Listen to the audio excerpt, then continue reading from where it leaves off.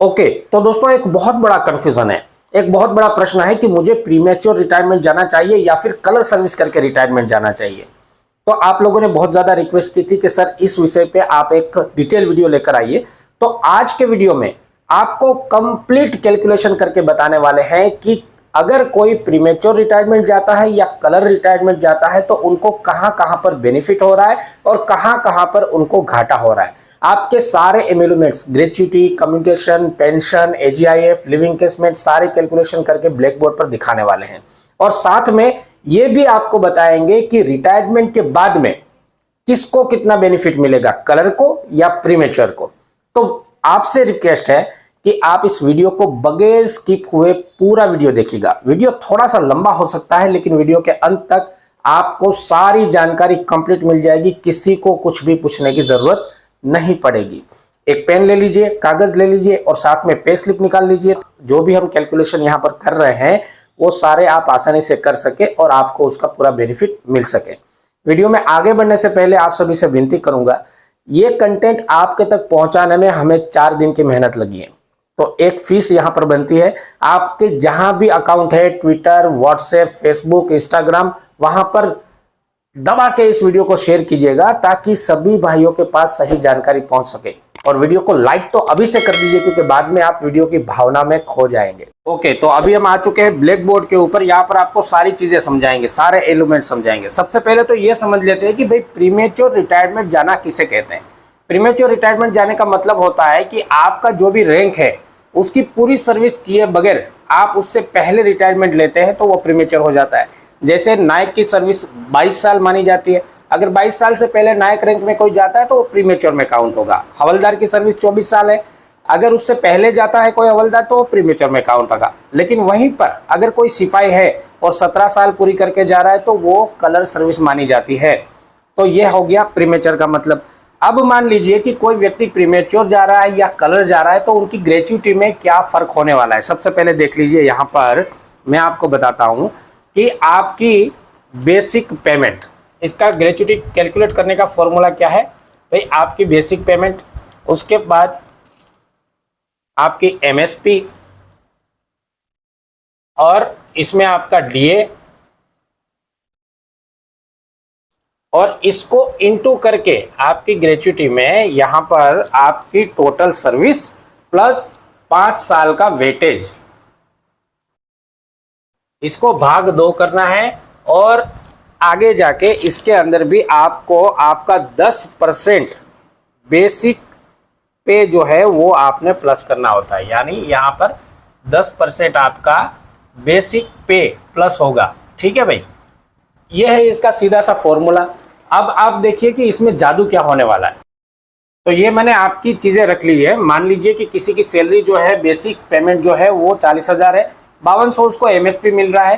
तो इन दोनों के ऊपर डीए जो लगेगा, इन दोनों के ऊपर डीए लगेगा, वो मिला के हो जाएगा 22,600 रुपया।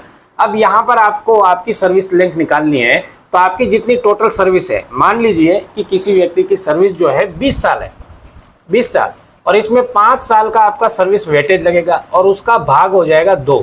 यानी यहां पर आपकी टोटल सर्विस मानी गई 25 साल और उसका भाग 2 करेंगे तो ये आपको आंसर कितना मिल गया, यहां पर 12.5। मतलब ये जो आंकड़ा है ये बहुत काम की चीज है। आपको यहां पर 12.5 मिल गया और इसके ऊपर आपका सेम चीज, ये 10% बेसिक पे आपका इसके ऊपर लगने वाला है।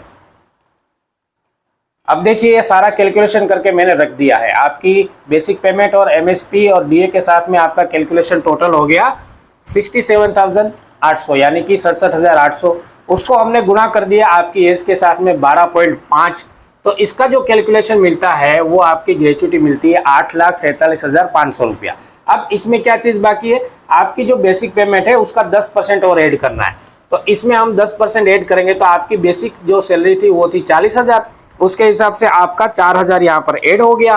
तो 4,000 ऐड करने के बाद आपका जो आंसर मिलेगा 8,51,500। तो आपको यहाँ पर डिफरेंस समझ में आ रहा है देखिए ये एक प्रीमेच्योर रिटायरमेंट का एग्जांपल है जिसकी सर्विस 20 साल है और उसकी बेसिक सैलरी जो है 40,000 है, तो उसका ग्रेच्युटी कितना बन गया है 8,51,500। एज जितनी कम है और जिसकी बेसिक जितनी कम है उतना ही उसकी ग्रेच्युटी भी कम बनेगी। तो ये यहाँ पर बहुत बड़ा एक डिफरेंट हो जाता है। तो अच्छा, तो पहले वाला कैलकुलेशन तो था कि किसी की 20 साल सर्विस है, प्रीमेच्योर जा रहा है, 40,000 बेसिक है, तो उसकी ग्रेच्युटी बन रही थी 8,51,500 रुपए। अब यहाँ पर देखिए कोई सोल्जर अगर 17 साल सर्विस करके जा रहा है और करंट सर्विस उसकी मानी जा रही है तो उसको क्या बेनिफिट होने वाला है या क्या घाटा होने वाला है वो चीज देखिए। देखिए यहाँ पर मैं आपको बेसिक सैलरी चेंज नहीं कर रहा हूँ, वो 40,000 के हिसाब से ही कैलकुलेट कर रहा हूँ। आपकी जो बेसिक सैलरी है वो आपने अपने आप कैलकुलेट कर लेनी है। तो उसके हिसाब से यहाँ पर हमारा जो कैलकुलेशन आ रहा था वो आ रहा था 67,800 रुपये। और ताकि उनकी एज कम होगी, मान लीजिए उनकी जो सर्विस है वो 17 साल की सर्विस है, तो 17 साल के हिसाब से 17 प्लस हमने 5 लिया तो बन जाएगा आपका 22, और 22 को भाग 2 करेंगे तो वो बन जाएगा आपका 11 साल। यानी कि यहाँ पर इनटू का आंकड़ा जो है वो कम हो गया, 11 साल हो गया। तो इसका जो टोटल कैलकुलेशन है वो आपको मिल गया 7,45,800 रुपया। ठीक है भाई, और इसमें आपकी बेसिक का 10% ऐड कर देंगे तो 4,000 ये बन गया। तो कुल मिला के आपकी जो ग्रेच्युटी बन रही है 17 साल वाले की वो बन रही है 7,49,000 रुपए। ये 17 साल सर्विस का एग्जाम्पल है, लेकिन उसकी बेसिक हमने 40,000 काउंट की है, आपने हिसाब से काउंट करना है। अब यहाँ डिफरेंट क्या हो रहा है देखिए, यहाँ पर ग्रेच्युटी तो कम हो गई उनकी, लेकिन इन्होंने 17 साल नौकरी की है तो इनको आगे जाके OROP का फायदा मिलने वाला है। तो हर 5 साल में इनकी जो है पेंशन रिवाइज होने वाली है, वो एक फायदा इनको यहाँ पर एक्स्ट्रा मिलने वाला है कलर सर्विस वाले को। ओके, ग्रेच्युटी का डिफरेंट आपको समझ में आ गया। अब देखते हैं पेंशन का। देखिए पेंशन का फॉर्मूला सीधा सीधा है, आपके सामने ऊपर रखा हुआ है। Basic payment, military service payment, class payment, plus अगर किसी को एक्स ग्रुप की पेमेंट लागू है तो वो ऐड करना है, नहीं तो नहीं करना है। इन सब का जो टोटल बनेगा उसको भाग 2 करना है, प्लस उसमें DA जोड़ना है। तो मैंने यहाँ रख दिया है, देखिए बेसिक पेमेंट आपकी 40,000 है, MSP 5200 है और क्लास पे 400 रुपया है। इन तीनों का टोटल करके जो भाग 2 किया तो उसका आंसर मिल गया आपको 22,800 रुपया। और उसके ऊपर आपने DA लगाना है। तो मान लीजिए कि DA अगर 50% है, मान लीजिए 50% है, तो ये आपका DA निकल गया और दोनों का प्लस करके ये आपकी मिल गई पेंशन विथ DA, यानी कि ये फुल पेंशन है 34,200 रुपया। अब यहाँ पर सबसे बड़ा क्वेश्चन क्या है कि भाई कलर सर्विस वाले को और प्रीमेच्योर सर्विस वाले को क्या डिफरेंट मिल रहा है। तो मैं आपको बताऊं, देखिए पेंशन में डिफरेंट वाली कोई बात नहीं होती है। पेंशन आप जिस भी रैंक में सर्विस किए हैं और जितने साल की आपकी सर्विस हुई है, लास्ट आपका बेसिक पेमेंट और जितने भी आपके एमोलमेंट्स आपको लागू है उसके अनुसार ही पेंशन कैलकुलेट होती है, उसका और कोई फॉर्मूला नहीं। फिर चाहे आप सिपाही हो, चाहे आप नायक हो, चाहे हवलदार हो, चाहे नायब सूबेदार हो, तो यहाँ पर आपकी लास्ट जो एमोलमेंट्स है उसका रोल आता है। तो ये आपको समझ में आ गया। अब देखते हैं कि कम्यूटेशन में कहाँ से डिफरेंट आता है। तो आप ये चीज़ समझिएगा कि यहाँ पर ये आपको फुल पेंशन दिखाई है, इसका आगे रोल आएगा, थोड़ा आप समझना। ओके, तो देखिए ये कम्यूटेशन का कैलकुलेशन आपके सामने है। फॉर्मूला इसका बिल्कुल आसान है। देखिए 50% ऑफ आपकी बेसिक पेंशन, यहाँ पर यह समझना है कि जो हमने पिछली बेसिक पेंशन निकाली थी विदाउट DA, उसका 50% आपने रखना होगा, उसके इंटू 12, तो ये 12 फिक्स है, ये चेंज नहीं होगा। और उसके इंटू उसके गुना आपका PV रेट लगेगा। PV रेट क्या होता है उसका चार्ट मैं आपको दे दूंगा, एक फिक्स चार्ट है गवर्नमेंट की तरफ से, उसके हिसाब से उसकी वैल्यू लगती है। तो देखिए 50% ऑफ आपका बेसिक पेंशन है तो वो बन गया आपका 22,800 रुपया, और उसको गुणा 12 कर दिया हमने तो ये निकल के आ जाता है 2,73,600 रुपया। ठीक है, और इसमें आपकी गुणा लगेगी परचेस वैल्यू, ये आपका PV। ठीक है, अब यहाँ पर देखिए 2,73,600 इंटू आपने PV निकाला है, वो चार्ट के हिसाब से निकाला है, जिसकी जितनी एज होती है और लास्ट आने वाला बर्थ डेट होता है उसके अनुसार फिक्स रेट होता है PV का। तो ये हमने मान लिया है 36 साल किसी की एज है तो उसका PV वैल्यू निकलता है 9.136। अब इन दोनों को गुणा करेंगे तो आपको कम्यूटेशन मिलेगा ये वाला, यानी कि 99,609 रुपया। आपको समझ में आ गया। यहाँ पर आपका ये कैलकुलेशन बना है कम्यूटेशन का। अब यहाँ पर कलर सर्विस और प्रीमेचर सर्विस के बीच में अंतर क्या होगा, तो देखिए पीवी चार्ट के अनुसार जिसकी एज जितनी ज़्यादा होती है उसकी परचेस वैल्यू उतनी ही कम हो जाती है। तो यहाँ पर जिसकी एज ज़्यादा है उसका कम्यूटेशन एक साइड से कम होता है, लेकिन अगर एज ज़्यादा है तो सर्विस भी ज़्यादा है और हो सकता है कि रैंक भी ज़्यादा है, प्रमोशन भी ज़्यादा है, तो उनकी बेसिक पेमेंट बढ़ जाती है, बेसिक पेंशन बढ़ जाती है, जिस वजह से इनको यहाँ पर भी जो लंबी सर्विस करके जा रहा है उनको फ़ायदा होता है। ये आप समझ गए। अब देखते हैं कि आपकी लिव इंकेसमेंट में आपको कहाँ पर फ़ायदा और घाटा हो रहा है। ओके, तो आपने जितनी भी लिव इंकेस की है अभी तक उसका कैलकुलेशन कैसे होता है, सीधा सा फंडा है। आप जब भी रिटायर्ड जा रहे हो, आपकी लास्ट बेसिक है, उस बेसिक पेमेंट का डे बाय डे कैलकुलेशन होता है। मान लीजिए कि आपकी जो लास्ट पेमेंट बेसिक सैलरी थी वो 40,000 थी और उस हिसाब से आपका एक दिन का 1333 रुपया निकल रहा है और आपकी 200 दिन लिव इंकेस किया हुआ है, तो इसके इंटू आप 200 करेंगे तो आपको लिव इंकेसमेंट का पैसा मिलेगा इतना। ये देखिए बिल्कुल आसान है, ठीक है, 2,66,600 रुपया। अब यहाँ पर भी जिसने लंबी सर्विस की है, जिसकी बेसिक ज़्यादा है, उसको ज़्यादा फ़ायदा होगा डेफिनेटली, क्योंकि उसके बेसिक का लास्ट इम्यूलमेंट काउंट होने वाला है, तो यहाँ भी फ़ायदा हुआ। लेकिन घबराइए नहीं, आगे बहुत कुछ चीज़ें आने वाली है जो कि चौंका देने वाली चीज़ें हैं। अब देखिए यहाँ पर AGIF, देखिए AGIF के बारे में ज़्यादा कैलकुलेशन करके नहीं दिखाने वाले हैं, क्योंकि AGIF के अपने नियम है।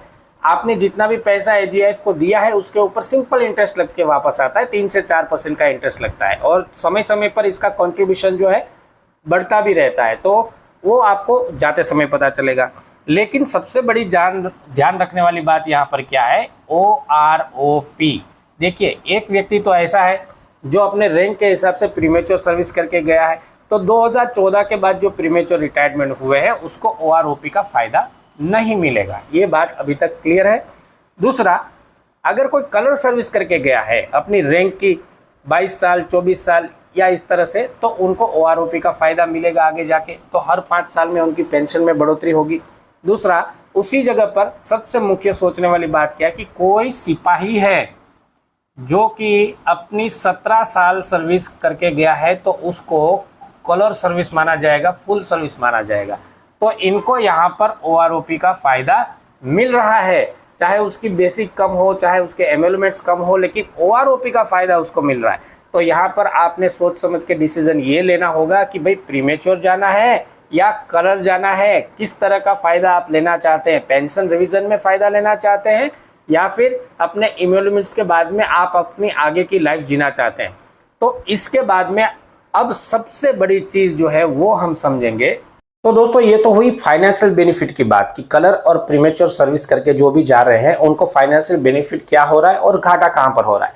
लेकिन जब आप रिटायरमेंट लेते हो तो आफ्टर रिटायरमेंट के बाद में प्रीमेच्योर को और कलर सर्विस को क्या क्या फायदा क्या क्या घाटा मिलता है उसके ऊपर एक नजर डालते हैं, बहुत ज्यादा जरूरी है।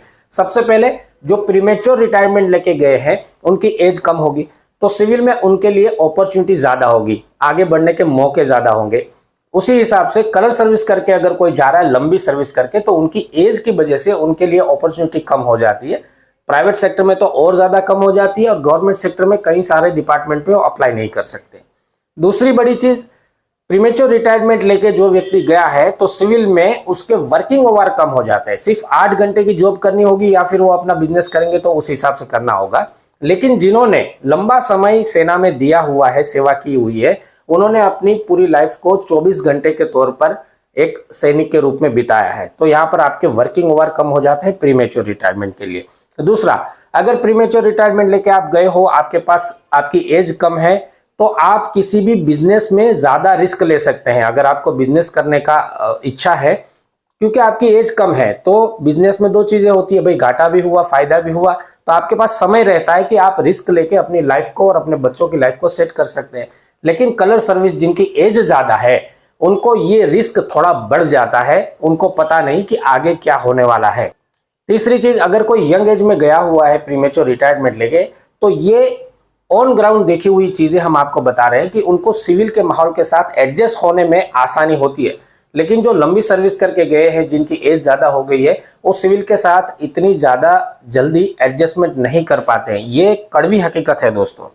तीसरा अगला चीज क्या है कि भाई बच्चों के ऊपर फोकस आप आसानी से कर सकते हैं। आप यंग एज में गए हैं तो उनके फ्यूचर के वो आप अच्छे से सपोर्ट कर सकते हैं, डिसाइड कर सकते हैं।